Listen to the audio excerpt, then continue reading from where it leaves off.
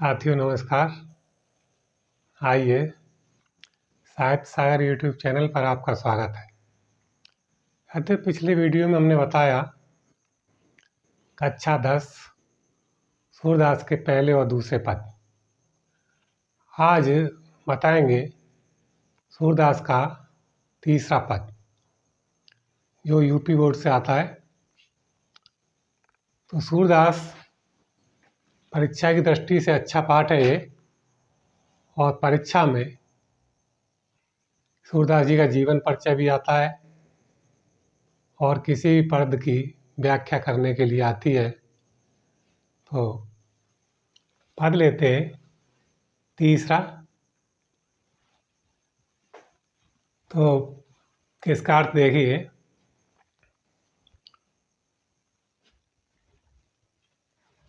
इसको पहले पढ़ते हैं लय में,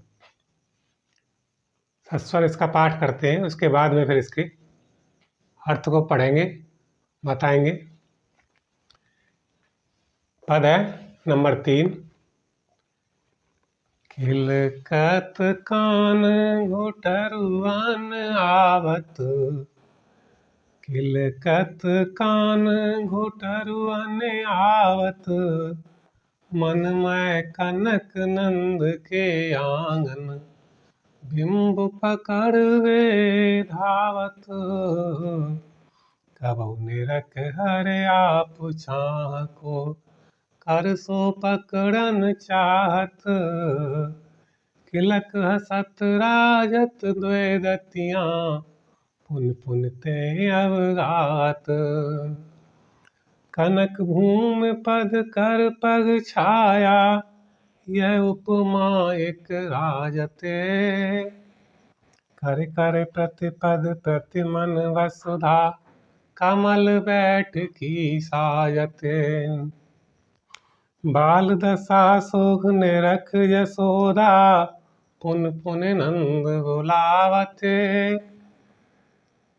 अचरा तर ले ढाक सूर के, प्रभु को दूध पियावत। तो ये हमने अभी पूरा पद पढ़ा। जब ये आता है, इसकी व्याख्या करने के लिए आती है, तो पहले पदों में भी हमने बताया है कि इसमें सबसे पहले संदर्भ लिखा जाता है, जो आप अच्छी प्रकार जानते हैं।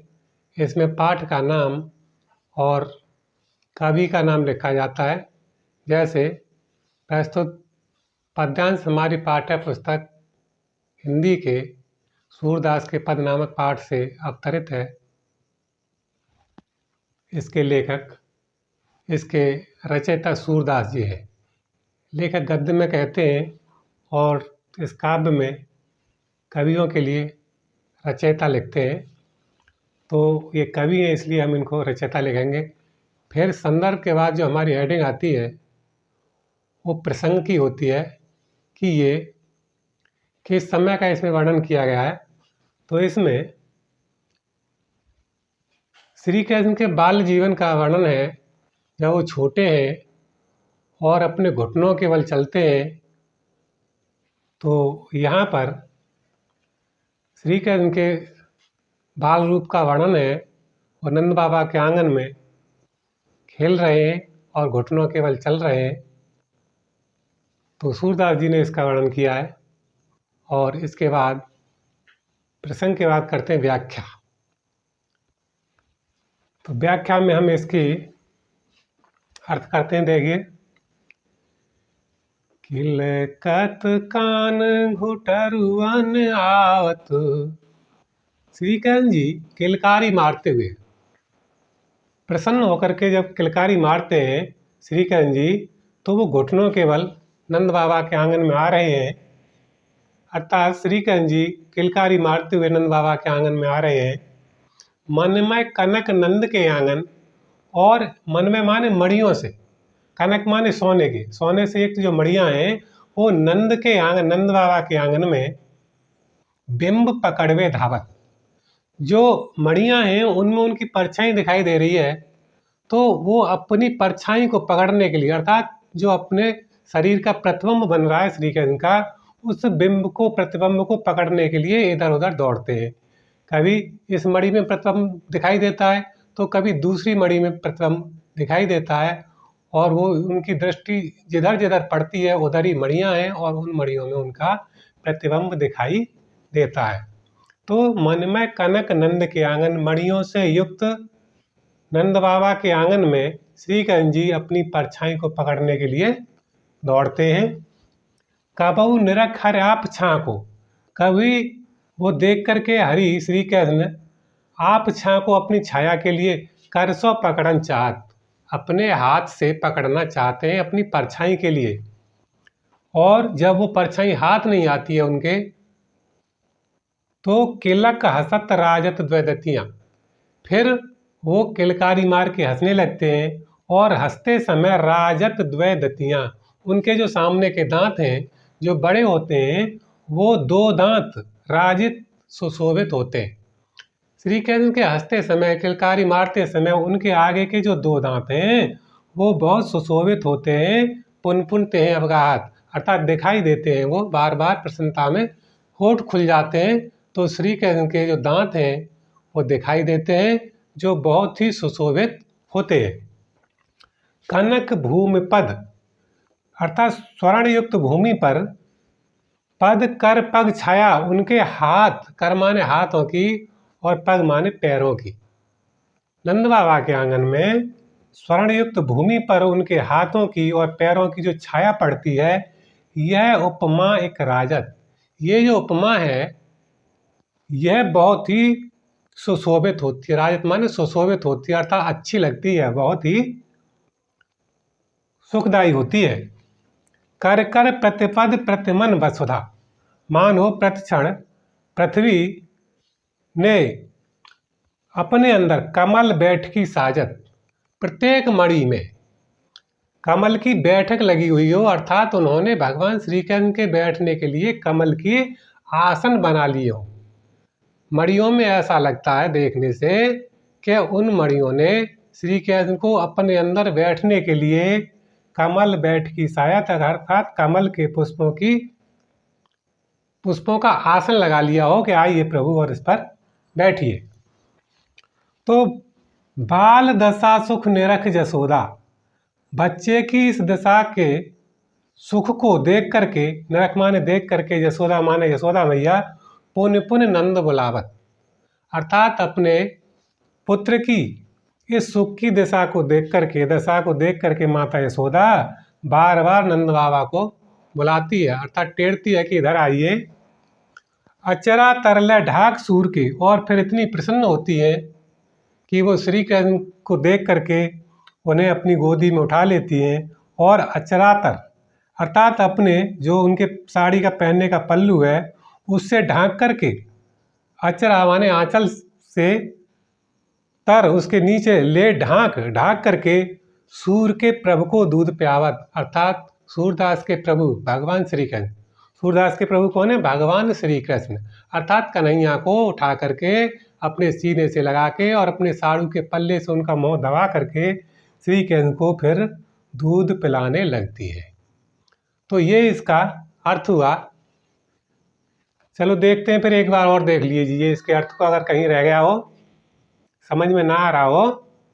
किलकत कान घुटरुवन आवत, अर्थात श्री कृष्ण जी किलकारी मारते हुए नंद बाबा के आंगन में आते हैं।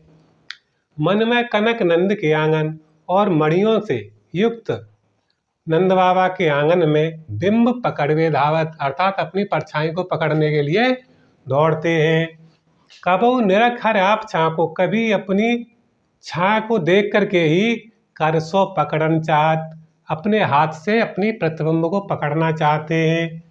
किलक हसत राजत द्वैदतियाँ, और किलकारी मार के जब हंसते हैं तो राजत द्वैदतियाँ, उनके आगे के जो दांत हैं बड़े वाले, तो वो जैसे ही होठ खुलते हैं तो उनके जो दो दांत दिखाई देते हैं वो बहुत ही अच्छे लगते हैं, सुशोभित होते हैं। कनक भूमि पद करपग छाया, और वो स्वर्ण युक्त भूमि पर उनके हाथ और पैरों की जो छाया है, यह उपमा एक राजत, यह उपमा बड़ी ही अच्छी लगने वाली है, अर्थात सुशोभित होती है। कर कर प्रतिपद प्रतिमन वसुधा, मानो प्रतिक्षण जो पृथ्वी है उसने श्री कृष्ण को बैठने के लिए कमल बैठ की शायद कमल के जो पुष्प हैं उसके आसन लगा दिए हों, अर्थात आसन बिछा दिए हों कि प्रभु आइए और इन आसनों पर बैठिए, ऐसा मालूम पड़ता है। तो बाल दशा सुख निरख यशोदा, बच्चे के सुख की इस दशा को देख करके माता यशोदा पुन पुन नंद बुलावत, पुन पुन माने बार बार, नंद बाबा के लिए बुलाती हैं, अर्थात आवाज लगाती हैं कि आइए अपने बच्चे के इस कर्तव्य को देखिए। और फिर अचरा तरले ढाक सूर को अपने आंचल से अर्थात साड़ी के पल्ले से ढांक करके सूर के अर्थात सूरदास जी के प्रभु अर्थात श्री कृष्ण के लिए माता यशोदा अपने आंचल से ढांक करके सूरदास के प्रभु अर्थात श्री कृष्ण जी के लिए दूध पियावत, दूध पिलाने लगती है। तो ये हुआ इसका अर्थ अर्थात इसकी व्याख्या। अब इसके बाद देखते हैं कि इसमें काव्य सौंदर्य दे देते हैं। तो उस काव्य सौंदर्य में काव्य की सुंदरता हमें क्या क्या चीज़ अच्छी लगती है, इसमें क्या है, तो वो हम इसमें बताते हैं। सबसे पहले तो यह कि भगवान श्री कृष्ण के वात्सल रूप का वर्णन किया है और इसमें भाषा है ब्रज। ये जो पद है, हमारी हिंदी में कई भाषा आती हैं जिसमें बुंदेली है, राजस्थानी है, ब्रज है, अवधी है और भी कई भाषाएं हैं, पूर्वी हिंदी, पश्चिमी हिंदी। तो यहाँ पर ये भाषा है ब्रज। ये जो पद लिखा हुआ है इसकी भाषा है ब्रज, रस है वात्सल, क्योंकि भगवान श्री कृष्ण के बाल रूप का वर्णन किया गया है। गुण है प्रसाद माधुर्य, प्रसाद गुण है, इसमें मधुरता है। और छंद है गेय पद, मुक्तक पद है, गेय पद जो गाया जा सकता है। और अलंकार है इसमें उत्प्रेक्षा। और उत्प्रेक्षा को आप जानते हो, इसमें जनऊ जानो, मनऊ मानो आदि शब्द आते हैं। तो इसमें है कि मानो कमल बैठ की साजत, इस तरह से यहाँ पर ये उत्प्रेक्षा अलंकार हुआ। तो ये यहाँ पर हमारा हुआ काव्यगत सौंदर्य और इस पद का अर्थ आपको बताया। और हम विश्वास करते हैं, आशा करते हैं कि आपको अच्छी तरह से समझ में भी आ गया होगा। तो यदि हमारा ये इस पद की व्याख्या अच्छी लगती है तो हमारे चैनल को सब्सक्राइब करें, लाइक करें, कमेंट करें और शेयर करें। इसके साथ ही फिर अगले पद को अगली वीडियो में बताएंगे। तब तक के लिए बहुत बहुत धन्यवाद। जय हिंद।